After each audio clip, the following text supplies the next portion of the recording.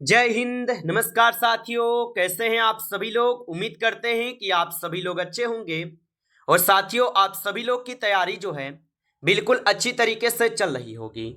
तो साथियों, आज की इस क्लास में हम सभी लोग जो है यूपी बीएड प्रवेश परीक्षा 2026 के लिए टॉप ऐसे इंपोर्टेड और चुनिंदे क्वेश्चन को देखेंगे जो कि आपके 31 मई के एग्जाम के लिए जो है काफ़ी ही इंपॉर्टेंट है।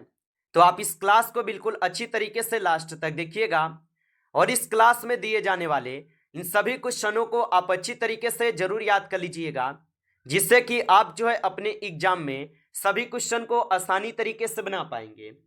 तो चलिए क्लास को स्टार्ट करते हैं। उनसे पहले यदि आप इस चैनल पे पहली बार जुड़े हैं तो आप इस चैनल को सब्सक्राइब कर लीजिए और सब्सक्राइब करके ऑल नोटिफिकेशन को ऑल पे दबा के जुड़ जाइए, जिससे कि जब भी कोई नई क्लास हो सबसे पहले क्लास का नोटिफिकेशन आपके पास जो है पहुंच सके। तो आप इस चैनल को सब्सक्राइब कर लीजिए, साथ ही साथ आप जो है इस क्लास को भी लाइक जरूर कर लीजिएगा। तो चलिए क्लास को स्टार्ट करते हैं और देखिएगा क्वेश्चन क्या पूछा है। क्वेश्चन पूछा गया है कि सुभाष चंद्र बोस ने स्वतंत्र भारत की अंतरिम सरकार की स्थापना की घोषणा की थी।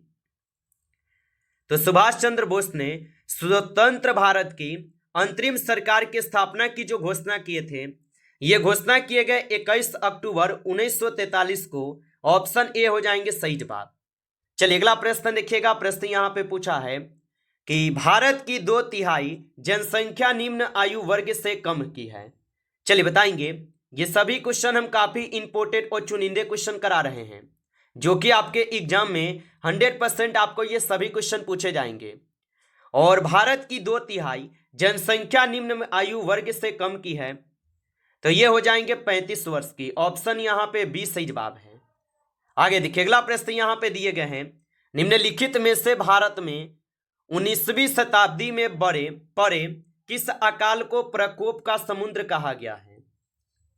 तो निम्नलिखित में से भारत में 19वीं शताब्दी में पड़े किस अकाल को प्रकोप का समुद्र कहा गया है।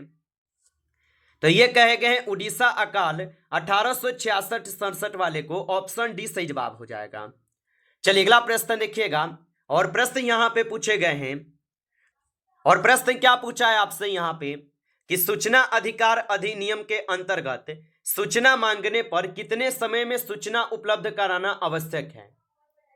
तो सूचना अधिकार अधिनियम के अंतर्गत सूचना मांगने पर कितने समय में सूचना उपलब्ध कराना आवश्यक है। तो याद रखेंगे 30 दिन। ऑप्शन ए सही जवाब है, 30 दिन होगा। अगला प्रश्न देखेंगे। भारतीय संविधान के अनुसार निम्न में से कौन सा मूल अधिकार नहीं है। तो भारतीय संविधान के अनुसार निम्न में से कौन सा मूल अधिकार नहीं है। तो यहां पे 5 नंबर क्वेश्चन का सही जवाब ऑप्शन यहां पे जो है बी हो जाएंगे, सूचना का अधिकार। ऑप्शन बी सही जवाब है, सूचना का अधिकार होगा। आगे देखिए अगला प्रश्न यहां पे दिए गए हैं कि इंटर सर्विसेज इंटेलिजेंस किस देश की गुप्तचर संस्था है।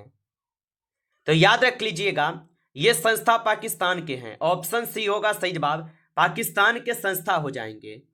आगे देखिए अगला प्रश्न यहां पे दिए गए हैं कि सतह से सतह मिसाइल निम्नलिखित में से कौन सी है।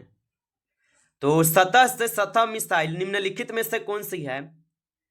तो यहां पे हो जाएंगे आप सभी लोगों का पृथ्वी। ऑप्शन सी सही जवाब है, पृथ्वी हो जाएंगे। अगला प्रश्न देखिएगा। प्रश्न यहां पे 8 नंबर है कि चारों वेदों में से सबसे प्राचीन वेद कौन सा है। तो चारों वेदों में से सबसे प्राचीन वेद जो है ऋग्वेद हो जाएंगे। ऑप्शन सी सही जवाब है, ऋग्वेद हो जाएंगे। आगे देखिए अगला प्रश्न यहां पे दिए गए 9 नंबर कि बीना बेगार के किसने सुदर्शन झील का जीर्णोद्वार जो है कराया है।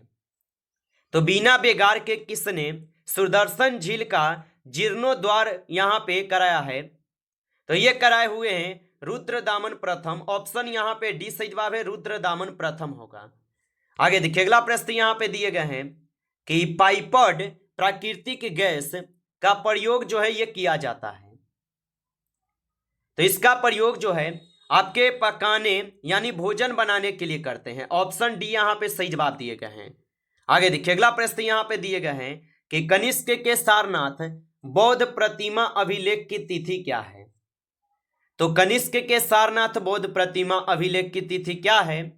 तो इनकी तिथि हो जाएंगे 81 ईस्वी। ऑप्शन यहाँ पे 20 क्वेश्चन का जो है सही जवाब दिए गए हैं।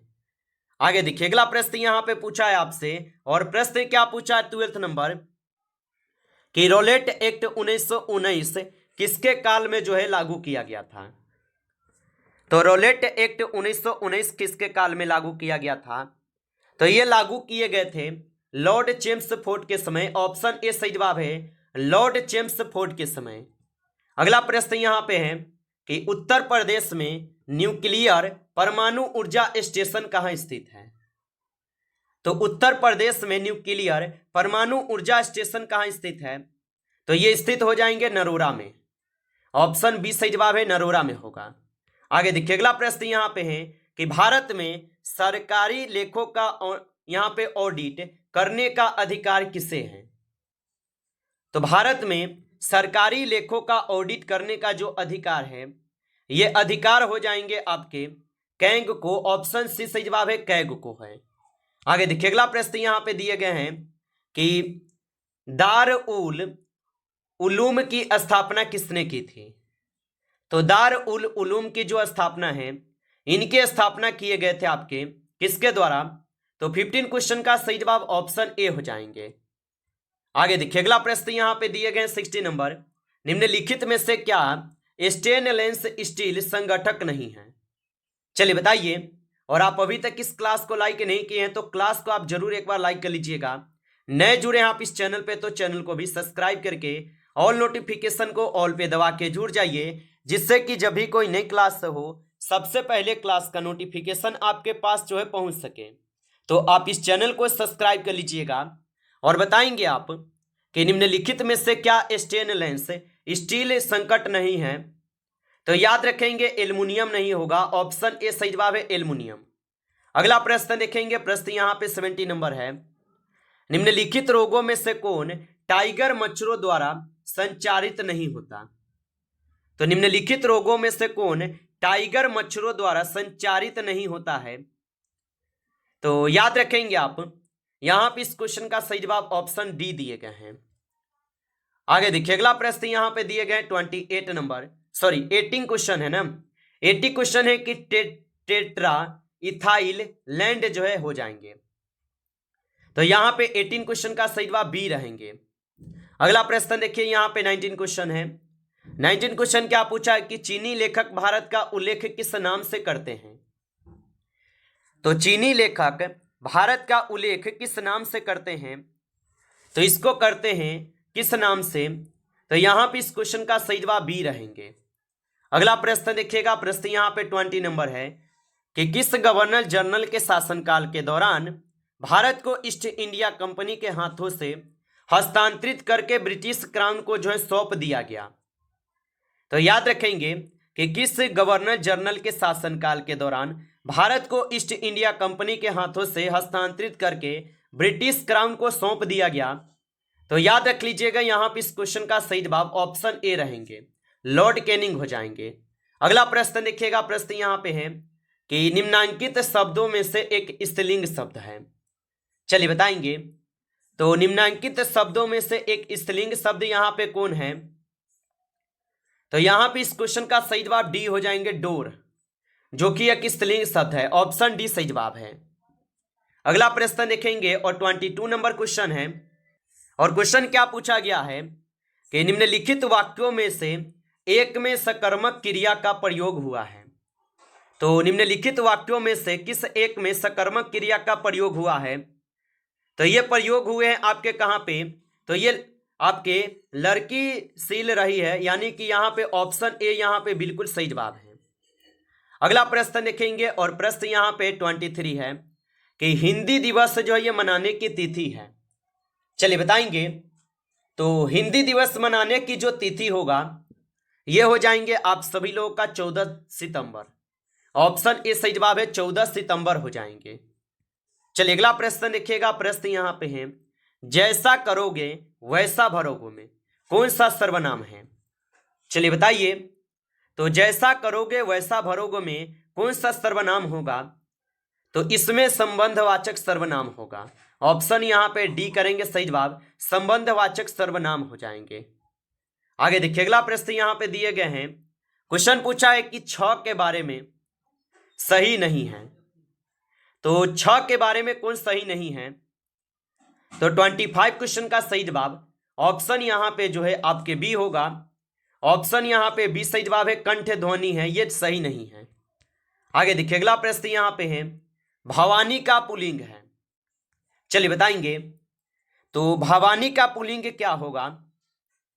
तो याद रखेंगे भवानी का पुल्लिंग होगा भव। ऑप्शन यहाँ पे डी सही जवाब होगा। आगे देखिए अगला प्रश्न यहाँ पे दिए गए 27 नंबर कि उत्पत्ति की दृष्टि से हिंदी शब्द समूह को कितने भागों में बांटा जाता है? तो उत्पत्ति की दृष्टि से हिंदी शब्द समूह को कितने वर्गों में बांटा जाता है?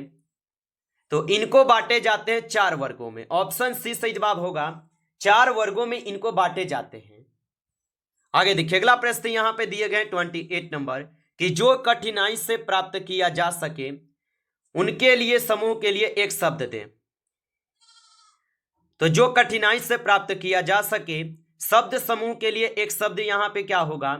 तो आप बताएंगे दुर्लभ होगा। ऑप्शन सी सही जवाब है। अगला प्रश्न देखेंगे, प्रश्न यहां पे 29 है कि वे शब्द जो विभिन्न पदों, वाक्यों अथवा वाक्य खंडों को जोड़ता है कहलाते हैं। तो वे शब्द जो विभिन्न पदों, वाक्यों अथवा वाक्य खंडों को जोड़ते हैं क्या कहलाते हैं? तो ये कहलाते हैं आपके समुच्चय बोधक। ऑप्शन यहाँ पे सी सही जवाब है, समुच्चय बोधक कहलाते हैं। आगे देखिए अगला प्रश्न यहाँ पे पूछे गए हैं और 13 क्वेश्चन क्या पूछा है कि किस वर्ग के व्यंजन अंत अस्त व्यंजन कहलाते हैं? तो किस वर्ग के व्यंजन अंत अंत अस्त व्यंजन कहलाते हैं? तो यहां पे हो जाएंगे आप सभी लोग का य वर्ग। ऑप्शन डी सही जवाब है, य वर्ग के होगा। आगे देखिए अगला प्रश्न यहां पे दिए गए हैं, निम्नांकित में से कौन सा शब्द भाववाचक संज्ञा नहीं है? तो निम्नांकित में से कौन सा शब्द भाववाचक संज्ञा नहीं है? तो 31 क्वेश्चन का सही जवाब ऑप्शन सी हो जाएंगे, बेईमान। ऑप्शन सी सही जवाब है। चलिए अगला प्रश्न देखेंगे, प्रश्न यहां पे है कि निम्नांकित में से कौन सा शब्द गुणवाचक विशेषण नहीं है? तो निम्नांकित में से कौन सा शब्द गुणवाचक विशेषण नहीं है?